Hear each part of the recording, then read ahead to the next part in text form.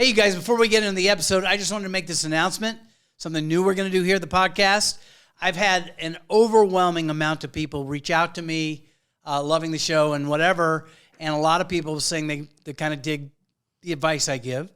And I'm getting like all these people saying, I wish I could have a bonfire with Mark.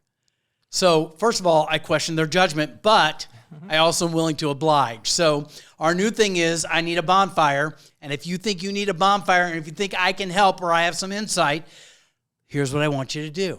Make a little video, right? Tell me as much as you want to tell me and either DM it to me at Bonfire Talks Podcast or email it to me at Bonfire Talks Podcast. Let me try that again. BonfireTalksPodcast@gmail.com. And then depending on your comfort level, we'll either refer to it or actually put your video up here on the podcast, and I'll give you my take. Yeah, if you want to send the video in and let's say you don't actually want like your face to be featured on the podcast, that's totally fine. We can just use the audio. If you don't care, we will show the video that you make in full, or you could even just write us too without doing a video. So whatever you want, just indicate to us in the email or the Instagram DM post. Please don't put the video up, just the audio, so we know whether or not to do that. Thanks, Caitlin. So look, if you're thinking to yourself, you've got something, I don't know, maybe you as a couple have an issue. Maybe you're single and you can't figure out why you're stuck. Maybe you got family issues. I don't know, but I got you. So send us your video. Send us what you want. Write us a note, whatever it is, if you feel like you need a bonfire. Because if you need one, I got one for you. All right? Thanks. You had, in my opinion, a gap between this really wholesome-hearted man that I really believe is you, wanting to be a good father, wanting to be a good boyfriend, wanting to be that guy, and your behavior at times was not exactly lined up with that. And that's where I met you. So have you looked at any of that, and has there, like watching the show, sometimes you see stuff that's like cringe, and then stuff that you're like, I get it. What's the takeaway for you moving on? Like what level of man and what have you learned about you that's going to be different as you go forward in relationships? I think before the focus was external and now it's internal. I'm focused on working on myself, and regardless of whether my actions were aligned with my goals at the time or how it was perceived, through the edit that, Netflix put out. Now I know where I'm at. I know where I fucked up. I've taken accountability and I know my own truth.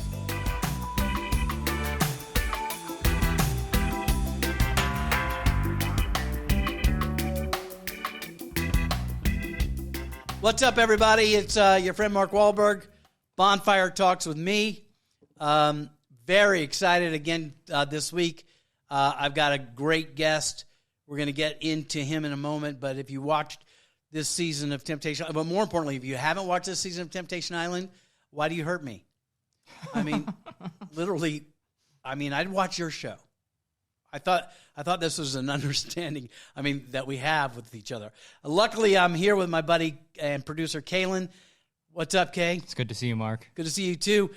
This is the biggest compliment I could have had, is that Kaylin, who, like, getting a compliment or a smile is like, I've achieved something.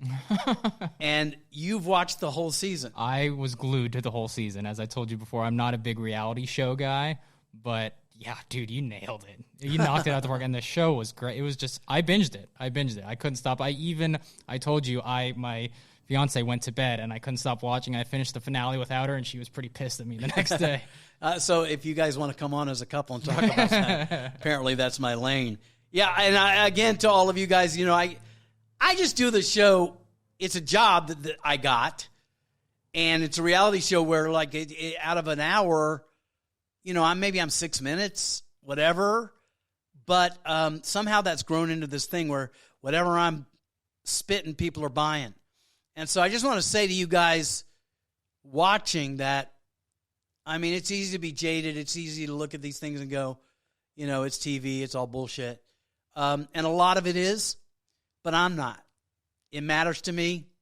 I invest in these couples, like, beyond a healthy relationship. And what comes out of my mouth, is what comes out of my mouth. It's really stuff I've learned in my own marriage and as a parent and in my own successes and failures in love. And I'm really cognizant of the fact that it's a big responsibility, and I just hope I do more good than bad. I really don't plan anything ahead of time, and I just hope that, whatever I observe and say back opens the door for the people listening, or I'm at the bonfire, these great participants, so that, maybe out of this ridiculous train wreck of a television show, that something substantial and real happens that they learn. So that's kind of like where I'm jumping off with this. Really excited about this because everybody's buzzing. This season has been crazy. And I have, I realized this morning I don't know anybody's last name, so I had to go on your Instagram and check it out. Grant Larsen, right? Oh, Grant Larsen, that's right. That would be just so embarrassing. But I have one of the stars of the show, a storyline that keeps going even after the show. Grant is my guest. Grant, I just want to start by saying how much I appreciate you coming on the show because, look, I look at you guys and I'm like, I can't wait to talk to you again. I want to hug you and see how you're doing and all that stuff. And I realize the other end of that may not be so fucking cuddly because I don't let you guys off the hook. And when you see me, is like going to the bonfire it's like the dentist. It's not fun. You're giving yourself a lot there, saying it's like going to the dentist. Dentist is better. But I would rather go to the dentist than bonfire with you, Mark.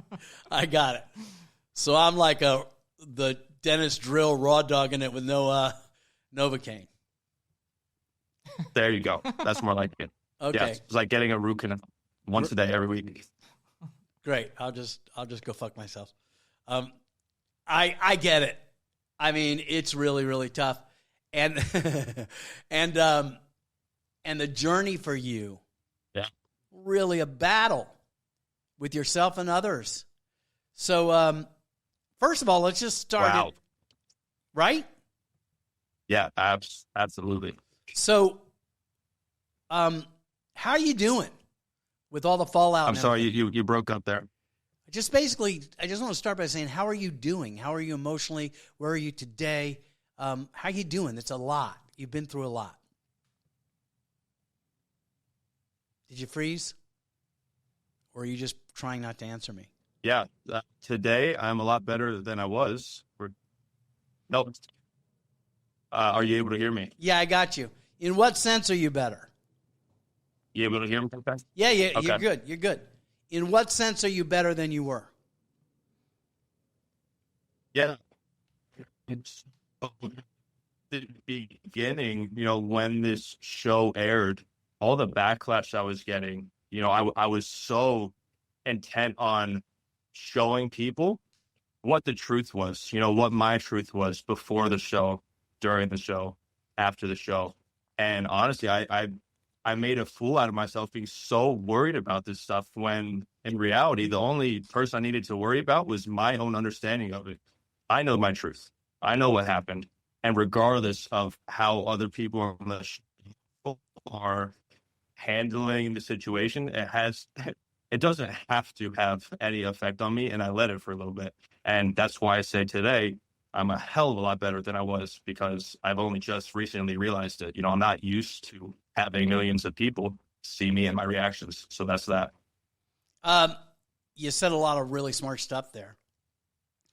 We all go through it. It's like, I'll read like 1,000 comments that are supportive and then I'll get one trolly bullshit and that's all I think about. But I think you said something that I think is really indicative of my experience of you. Okay? And I'm going to go here with you, but I hope you hear it from a place of love and understanding, is that I really see a man. What you got for me, Mark? I see a man grappling with really trying to make everybody around them okay.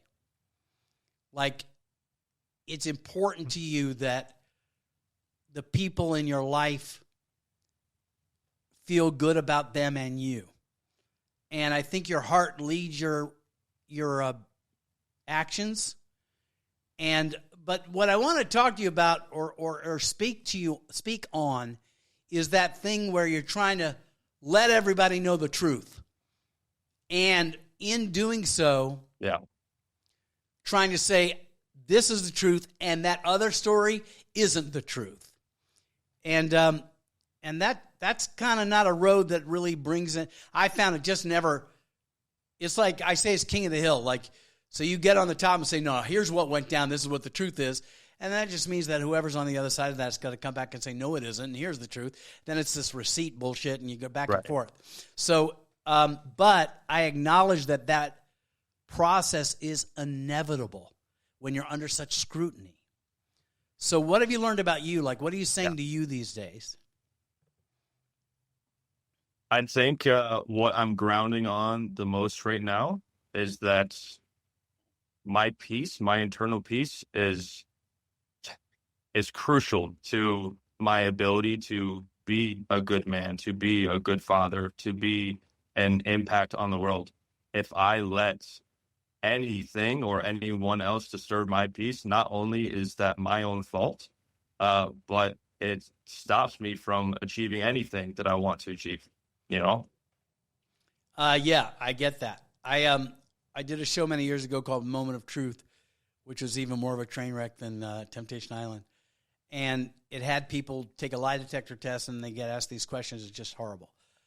But I kept asking, would I do it? And everybody's judging everybody, saying, oh, they're just horrible and horrible. I'm like, you put anybody in that chair, anyone, the Pope, anybody, there's going to be a gap between what you say is true about you and what is true about you. So lest ye judge is kind of my thing. So look, let's be straight. You had,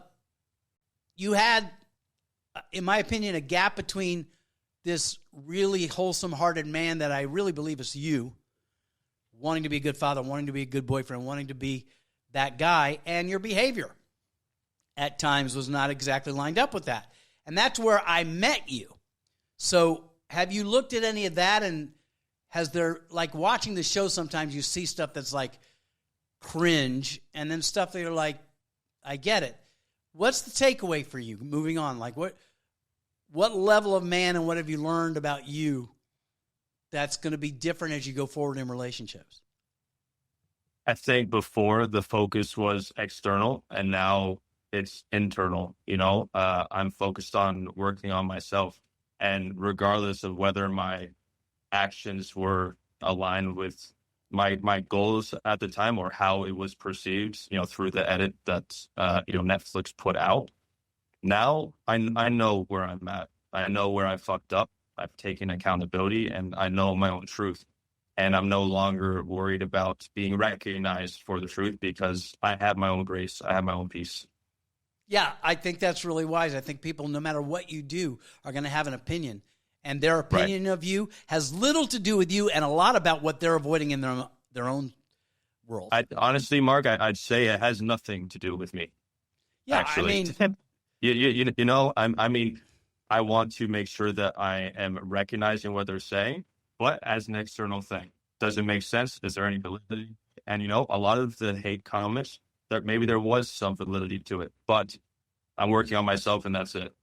Yeah, so the way I describe this from other teachers to me is that information comes in, and it comes from all places. And it's not necessarily healthy. It's not particularly wise. But certain things cut through and land. You know what I mean by that? By landing? Like, yep. And then certain things don't. So the way it was described to me is like, you take everything in, and the stuff that fits is like a jacket that you tried on and it fits. And if it fits, you wear that jacket. And if it doesn't, you leave it on the rack for somebody else to buy. Mm-hmm. Right? Does that make sense? Yeah, I love that. Yeah, so it's very different. You and I have some similarities. I know that probably scares you. No. You're sensitive. You're reading the room and searching for clues. And that puts you kind of in a little bit of, I don't want to generalize, but a people pleaser vibe where you're on a treadmill busting your ass to make sure everybody around you is okay and feels good about you. And now the transition is, while there's some merit to that, the only thing that matters is how you feel about you. Even if you've done horrible shit, as all of us have done, can you go, yeah, and life keeps going. I'm still working. I'm not done. It's about your relationship with you, right? Yeah. My grandmother, my entire life, she would always tell me, she would say, the most important thing that you need to remember, no matter what is happening, is this phrase. And this phrase will carry you through life. And she goes like this: all you need to do is say, so what? So what? So what? And Pretty great. I think now, finally, I'm saying, so what? So what? That reminds me of a couple other phrases that my wife has given me. One of them is from Mel Robbins, really, really famous. But so what? The other one she gives me applies more to when my head starts talking, like my monkey mind starts telling me I'm shitty and terrible, and you get all the cringe moments of your past of things you've done. And she says, you say this: thanks for sharing. Thanks for sharing. And then the other one is the Mel Robbins one that I think is really great. People all around you are saying, doing, judging, swirling, and we want to make it okay. But you don't understand. You got to know the real me. Got to understand where I'm coming from. The phrase is, let them. I just think there's so... my wife and I have an interesting relationship where she'll read the whole book and highlight every fucking thing, right? I hear one phrase like, let them, and I'm gone for like 6 months of like expounding on that, and it becomes my whole new philosophy. But I think simpler is better. And I think that's where you got to be. You specifically have got to be, look, it's not that you haven't made some mistakes. It's not that stuff we saw on the show, maybe you'd have done different, right? Stuff that's happened after the show, maybe you would have done different. But let them say what they need to say, because all that matters is not Grant from yesterday, but Grant today. And who's Grant going to be tomorrow? Who do you want to be? So what do you have any practice or tools that you're using to kind of keep you from spinning out? Well, this last week, it started off as a very difficult week. I'm not used to hearing to any more than one person's opinion at a time, right? Instead of thousands and thousands. Instead of thousands and thousands. I'm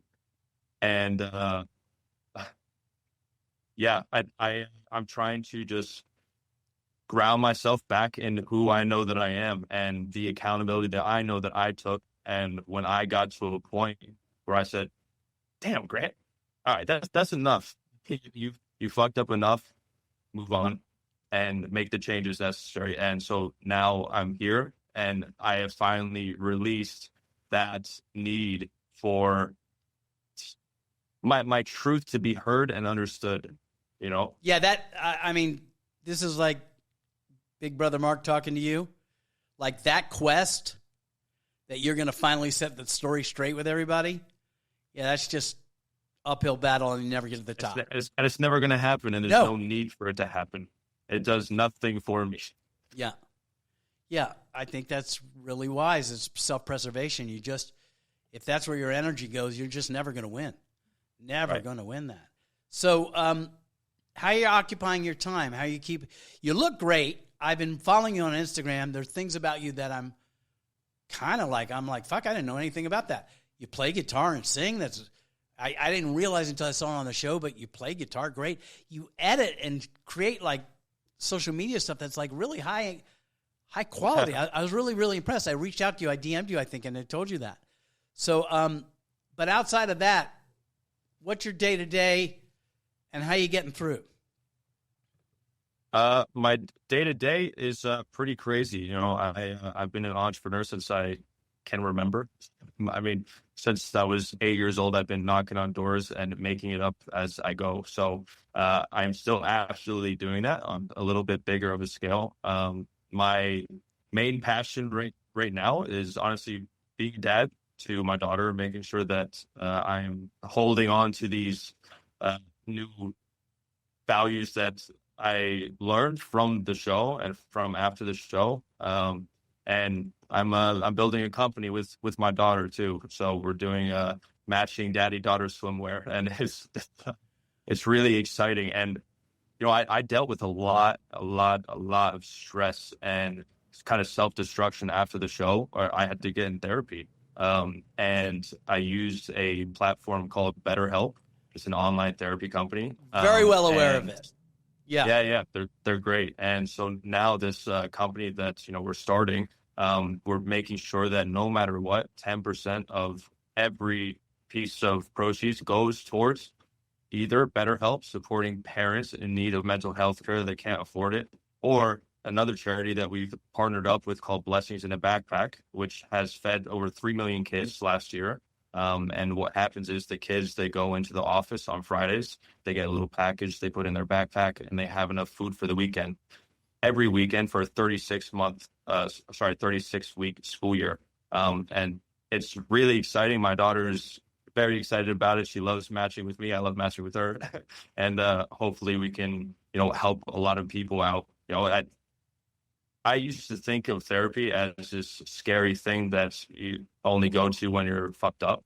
And now that I realize that I'm always going to be fucked up, I think everyone could, use therapy and someone to talk to. And it made me realize how important it was for other parents too, because when I was feeling like I was losing my own peace, it was affecting my ability to be a sturdy figure for my daughter, and that's why it's crucial for me to have my own peace above everything else. Bravo. I say it on the show. I say it in DMs when people are like, will you be my therapist? I'm like, I'm a game show host. I mean, I say some shit, but that's because of my own journey. Right. The things I've learned. And I share that with you guys on the show. I'm like, look, I'm going to do my best to kind of give you stuff that helps, but I'm not a therapist. But I've been there, and currently I have an appointment, regularly. So I'm grateful to hear you say that you're in therapy. I think it's very important. There's several different versions. You will experiment and find what works best for you. This talk therapy, which BetterHelp is good at, cognitive behavioral therapy, all different kinds of things that you can explore, meditation, all this stuff. But what I want people who are listening and watching right now and for you to hear is an acknowledgement. Okay? I'm going to give you a little love now, so get prepared. If we look at anyone's life in those early years, and you're a young man,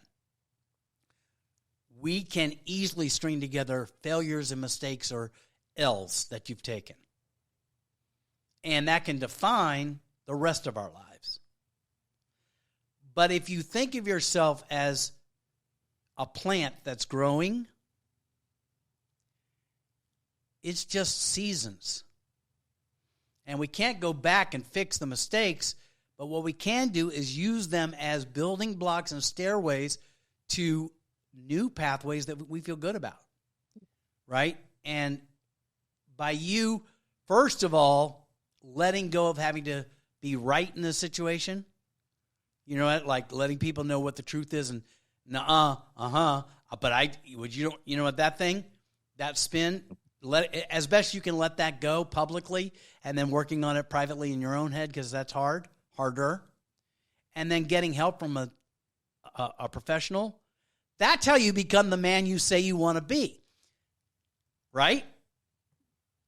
I know I'm lecturing, but it's not meant to be that. It's really for others to hear. Absolutely. I agree completely. And I'd want anyone listening to this to understand that too. The fact that our mistakes, and you said that they can define, the rest of our lives. I think that if we are to judge ourselves to that extreme and really make ourselves believe that our mistakes define us in any way, I think we're doomed. I think our mistakes are coming from, a certain headspace at a certain time, but that doesn't mean they're aligned with who we are in our souls. So I think that everyone, as a start, is a light, and our souls have light. And I think sometimes we let the world seep in when it doesn't have to.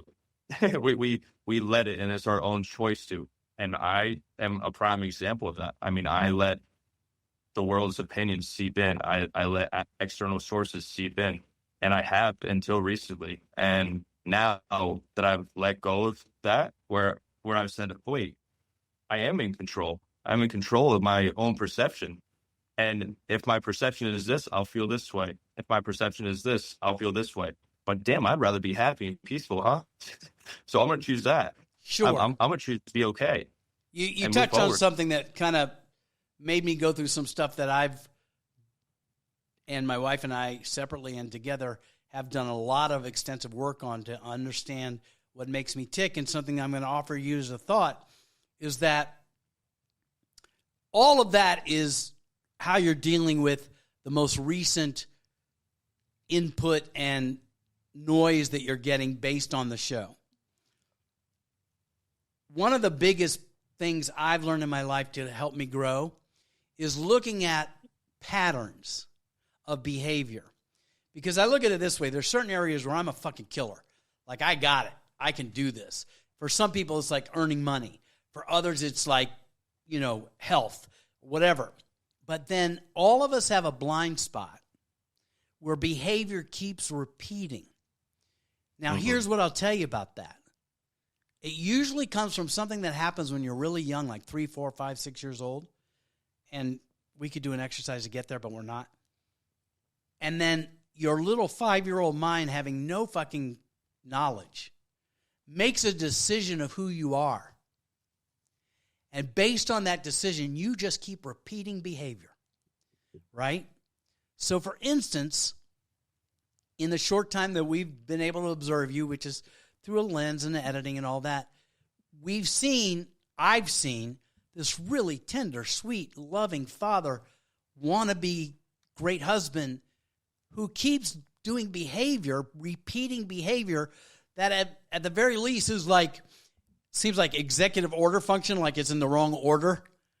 Like what I know about you and Ashley getting back together, but you kiss Ashley before you broke it off with Natalie. Not big shit, man, but that's the stuff that you look at. I'm just getting real with you, where it's the same shit. I did the same thing. Right. So the things to look at are not just mistakes we made, but the ones we keep making in some version. Absolutely. And that's where you go, okay, I got a blind spot here. Like, there's a part of me that's got a story that I learned God knows where that I can't seem to break. And I think that something as crazy as this show and the fallout afterwards is enough to shake somebody like you up to go, wait a minute, I kind of get that now. Does that sound like anything that fits? Yeah. I mean, I think that breaking those patterns that I've experienced personally kind of just took some self-awareness. I had to reflect on it and, do a mirroring exercise almost with myself. So good. That's what it took, and unfortunately it took a lot, and it took years, and it took going on an insane reality show that was a science experiment above all else. I always say to people when they come on the show, I'm like, I ask them, why do you come on the show? And they say, well, we have problems with our relationship. I'm like, look, let's just get real. You come on the show because you think you're going to be a star and you're going to get some clout, and you got some problems you want to work out, right? Whatever the reason. I'm not saying that. I'm broad stroking it just in general. I'm just trying to be real about it. It's like, look, let's get real. It's a TV show, and you think you can manage it, or maybe you don't, or whatever. But I say, let's get real, because this show's on many levels stupid. But it forces you into this crazy-ass environment where your only way to survive it is you're going to get real. And you're going to have to face some shit you didn't want to face. And then you're going to face the scrutiny of other people who have no business but just because they watch TV, telling you what's right and wrong. And then you either spiral, or you grow a set and take ownership of, you know what, I fucking kind of have this pattern of not really being faithful, and my heart's here, but my body goes here, and then I say these things and I try to make it somebody else's fault. You're not alone in that. So I guess I think. Yeah, go ahead. Oh, sorry. No, please. I think the main frustration or trigger for me after the show was released was the fact that I was being hated for a past version of myself, or a point of time where my shit was rocked. The confusion I had, I would not wish on anyone. And I think that was really the torture of the show, was the confusion. You know, I was battling back and forth with what I wanted, who I cared. You know, I was so worried about what someone else was thinking of me that I was neglecting everything that I know that I needed. And even then, I was still confused about that. You know, there was no closure until, well, personally fucking up one more time, and then really holding myself accountable and really being like, are you talking about getting back together with Ashley and yeah, everything that happened after the show? Yeah. I mean, regardless, it took me having to take extreme accountability and realizing that. And so the trigger for me after the show was people giving me their opinions on who I am right now. And you didn't ask. It was a while ago.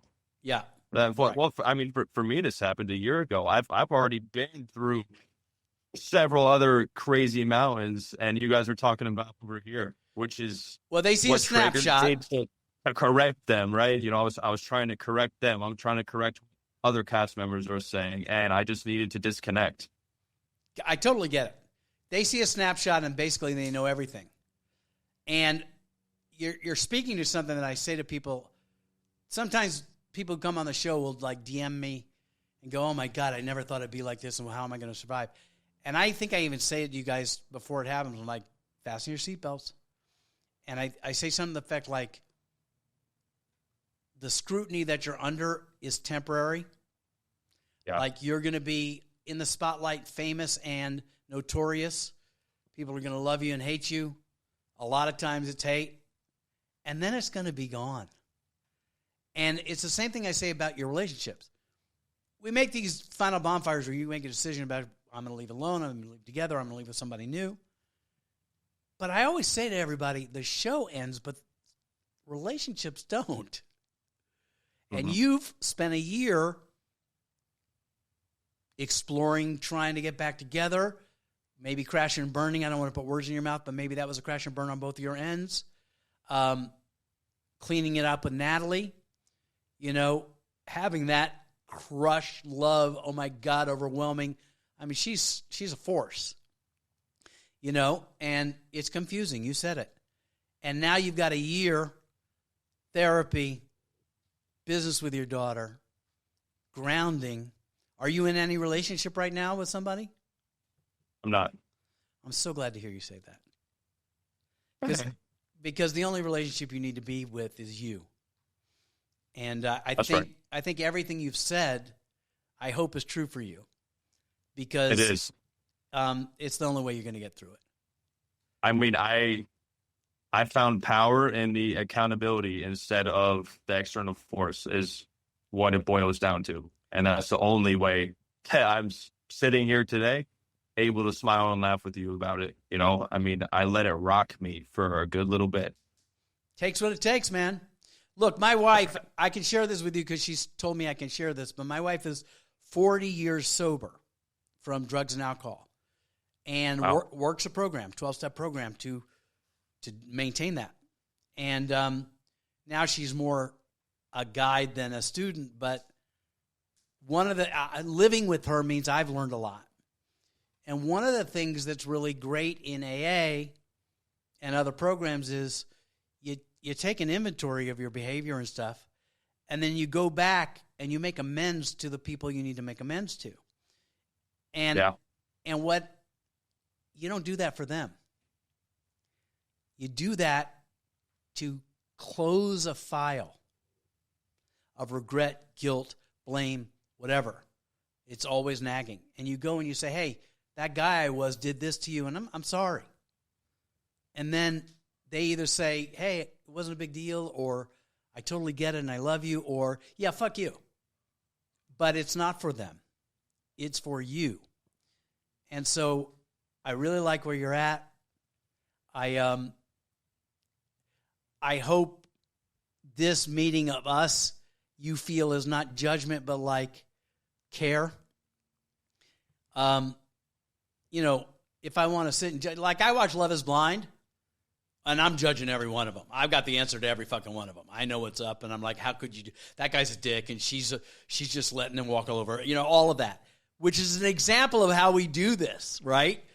God, we look for example. We look for any excuse to get our eyes off of us, so we don't have to look at our own shit. That you're in therapy, that you're not in a relationship, that you're humble and taking accountability for behavior you may have done differently, that's called healthy. And I'm proud of you.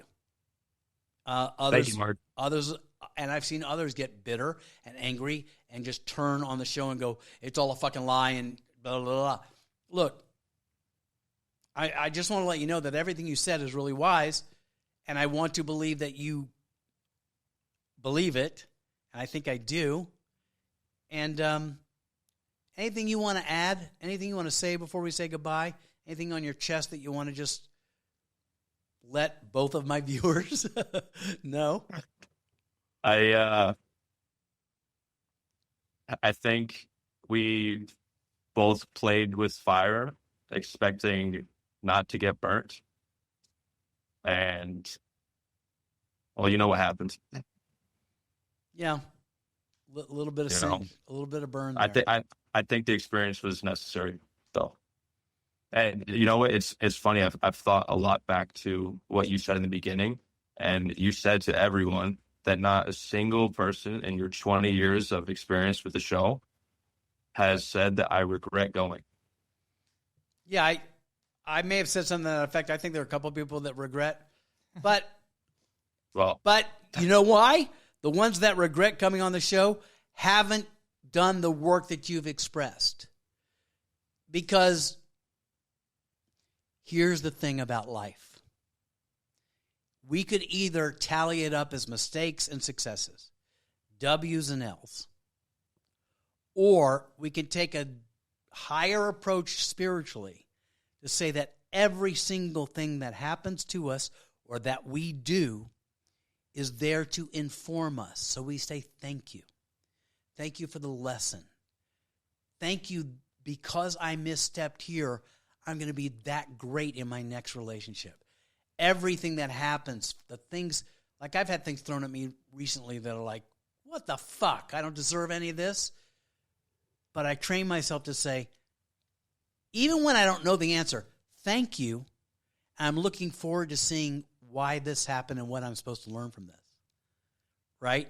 It's a muscle that's counterintuitive to the human condition, which is to go, how do I protect myself and who did this to me? Right? How am I a victim? So look, it sounds like you're on the right track. I'm so thrilled to hear that you're talking to somebody professional and not some stupid game show host. You look great. I love that you're really working on your relationship with your daughter. And look, my hope for you is that when you find a love relationship, the next one, it's an opportunity to be this version of you, not any other version of you. Absolutely. Yeah. And this is stupid, but if you ever need me, bro, hit me up and I'll respond. We'll go to a bonfire. Don't even need to do it, but we could crack a beer. But yeah, this is sounds perfect. This is like my value-added bonfire over here. So, but if you ever want to just chop it up bonfire style without anybody knowing, down to help if I can help. I appreciate you, Mark. Thanks for having me. All right, brother. Thank you so much. Best to you.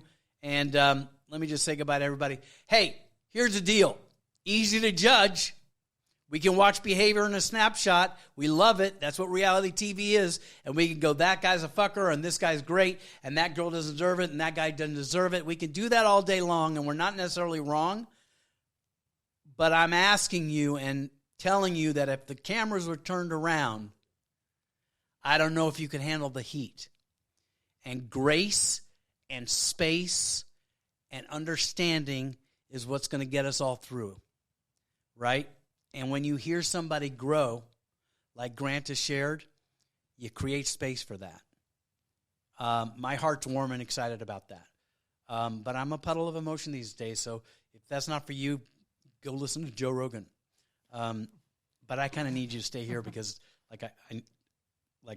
I'm trying to grow this thing, so like every one of you matters. So anyway, like, subscribe, comment, tell your friends.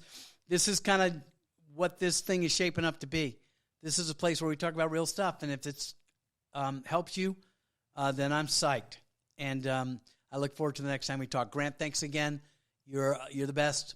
All is good. All is the way it's supposed to be.